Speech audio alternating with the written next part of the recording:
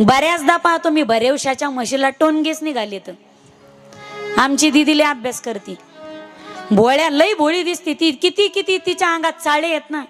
हे भोळ्या बापाला माहिती नसतं. क्षमा असावी या वाक्यासाठी. मी लेक आहे कुणाची तरी, मी कोणाची तरी बायको आहे, मी कोणाची तरी सून आहे, एका लेकीची आई आहे. या जबाबदारीने मी तुमच्या समोर काही गोष्टी बोलते. आता खूप झालं. आमची दिदी शिकती काय काय पापाचं काय, बापाने असं काय पाप केलं होत्या, आपल्यावर विश्वास ठेवला, हे त्याचं पाप आहे का? त्याने तुम्हाला फाटके बनेले घालून शाळेची कॉलेजची फीस भरली, तर एवढ्या मुली बसल्यात. माझी विनंती असेल, फाटके बनेले घालतो ग ताईंनो तो आपल्यासाठी, आपल्या शाळेची फीस भरतो तो, त्याच्या बनेले टाइमावर येत नाही, त्याच्या पॅन्टी फाटल्या, ठिगळं लावून त्याने शेतात पॅन्टी वापरल्या. असं काय पाप केलं त्या बापाने? आपली शाळेची फी त्याने टाइमावर भरली, हे त्या बापाचं पाप आहे का? तुला खूप शिकवलं त्याने. चार चौघात बाप म्हणत होता, आपली पोरगी खाली मान घालून जाते शाळेत आणि खाली मान घालून येते. आपली पोरगी शाळेत पहिला नंबर येतो तिचा. अरे किती किती बाप चार लोकात बसला तर पोरीचं गुणगान गातो, लेकराचं गुणगान गातो, छातीला हात लावून सांगतो. माझी विनंती असेल, उभ्या आयुष्यामध्ये सगळे निर्णय स्वतःच्या मनाने घ्या ग माझ्या तायांनो. पण विनंती असेल, उभ्या आयुष्यामध्ये लग्नाचा निर्णय घेताना माय बापाच्या विरोधात पळून जाऊन कधी लग्न करू नका. आणि मनाने एक लग्न करायचे तुम्हाला, जातीचे तरी पहा, निदान जातीचे पहा. लव जिहाद नावाच्या संघटना किती धुमाकूळ घातलाय त्यांनी, किती हिंदू मुली पळवल्यात, किती हिंदू मुली फसवल्यात. त्यांना पैसे दिले जातात तिकून, हिंदू मुलगी फसवायची, त्याचं वेगळे त्यांना दिलं जातं, टार्गेट असतं त्यांचं. जाळ्यात फसवायची, तिच्यासोबत लग्न करायचं, तिचं रूपांतर मुस्लिमात करायचं, तिला वेगळ्या धर्मात आणायचं, तिच्यापासून लेकरं पैदा करायचे आणि तिला सोडून द्यायचं, मारून टाकायचं. मला सांगा, आपले मायबाप काय दुश्मन आहेत का तुमचे माझे? आपले मायबाप मुलगा पाहतात. बरं मला सांगा, इथं बसलेले एवढे मायबाप आहेत, आतापर्यंत तुम्ही अनेक पोरीचे लग्न केले तुमच्या, तुम्ही तुमच्या पोरीला विचारल्याशिवाय सोयरीक जुळली? तुम्ही आधी विचारता, दिदे तुला आवडलं का पोरग?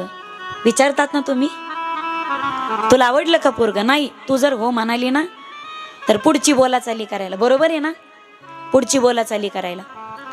पण तू जर नाही म्हणली ना, अरे किती मोठं घराणं असेल, किती चांगली लोक असतील, पण बापाच्या एका शब्दावर तो बाप मनात असताना सुद्धा सोयरीक नाही म्हणतो, सोयरीक नाही म्हणतो तो बाप. कधी त्याच्या समर्पणाकडे जात जा.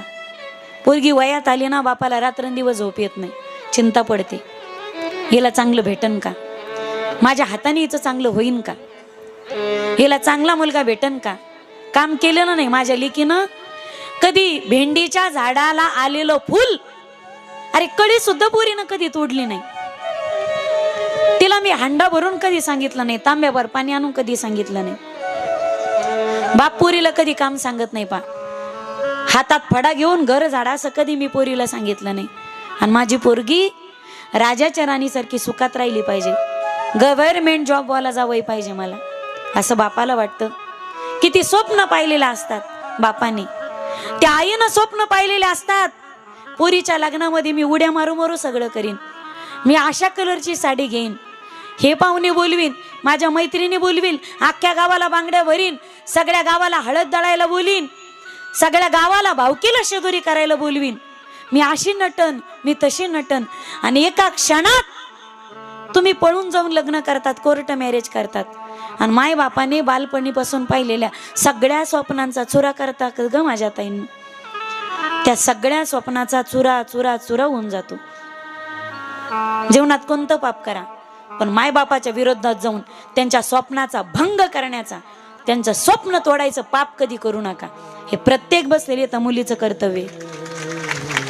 लहान आहेत ना तुम्ही, माझ्या प्रत्येक गोष्टीचा परिणाम तुमच्या बोलण्यावर होणार आहे. हे वय असतं, नाही कळत माणसाला. आणि माझ्या दादाने एकदा चुकली ती तर चुकीची शिक्षा फार देऊ नका तिला, तिला समजून सांगा, बरोबर आहे ना. राग क्षणाचा असतो, पण आयुष्याचं वाटोळ होतं त्या पोरीच्या, नाही कळत, हुडबुद्धी असते. ती वयानं वाढली, ती आकलीनं नाही वाढली. चुकली तर समजून सांगा, तिला विश्वासात घ्या. विश्वासात घ्या. लेकरं वयात आल्यानंतर मायबापांनी त्यांना त्यांचे मायबाप होण्यापेक्षा मित्र होणं त्यांचे जास्त गरजेचं. मायबापांनी त्यांना विश्वासात घ्या. विनंती असेल माझी, कोणी कोणाचा विश्वासघात करू नका. कोणी कोण्या विश्वासाचा भंग करू नका. कधी मायबापाचा विश्वासघात करणं जगात या पलीकडचं बाप दुसरं कोणतंच नाही गड्या. या अरिहंतानं अधर्माचं स्वरूप घेतलं. त्याने 4 शिष्य आपल्या सोबत घेतले आणि धर्म धर्म धर्म मुंडन केलेलं होतं. त्याचं मुंडन तो त्या तिघांच्या नगरीमध्ये गेला. त्या तिघांच्या नगरीमध्ये देव धर्म होत होता. तिथं पापाचार अनाचार होत नव्हता. पण या अरिहंतानं काय केलं, त्या नगरीमध्ये तिघांच्या नगरीमध्ये पापाचार करायला सुरुवात केली. अधर्म केला. देवपूजा करायची कोणी कोणी पोत्या पुराण वाचायचं नाही.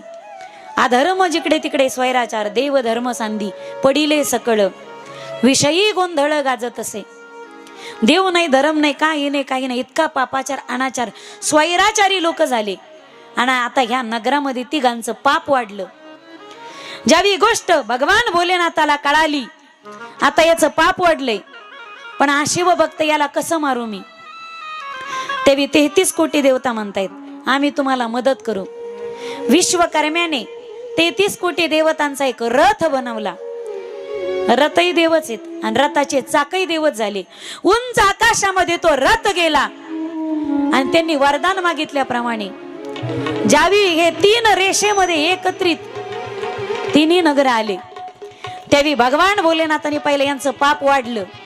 3 रेषेमध्ये हे नगर आले, त्यावेळी भगवान भोलेनाथाने हातामध्ये धनुष्य घेतला आणि ज्यावेळी प्रत्यंच्या कानापर्यंत खेचली, त्यावेळी एक बाण सोडला आणि एकाच बाणामध्ये एके रेषेत आलेली तिन्ही नगर, एक बाण सोडला, बाण सुसू सुसू करत निघाला आणि एका बाणात सगळेच नगर जळून खाक झाले. धाड धाड धाड धाड सगळे नगर जळून गेले. पण जीवनात सोनं किती कमवा आणि चांदी किती कमवा, पण माझी विनंती असेल माईबाप, घरामध्ये सोनं किती असेल पण संस्कार नसतील तर काडी लागली त्या सोन्याला, ते सोनं काय चाटायचं काय. अशी सोन्याची हवा असते महिला मंडळीला. म्हातारा नवरा झाला की ती सकाळपासून टपलेलीच असते. ह्या म्हातारीने फुटका मनी नाही केला, फुटका मनी. चांगले मनी करी जा, फुटकी नका करी जाऊ. चांगलं करावं का नाही. अशी सोन्याची हवा असते. पहा तुम्ही, ज्या घरामध्ये सोनं असतं ना, तिजोरीमध्ये सोनं ठेवा, पण त्या आपल्या तिजोरीमध्ये संस्कृती नावाच्या गोष्टी सुद्धा ठेवा तिजोरीमध्ये.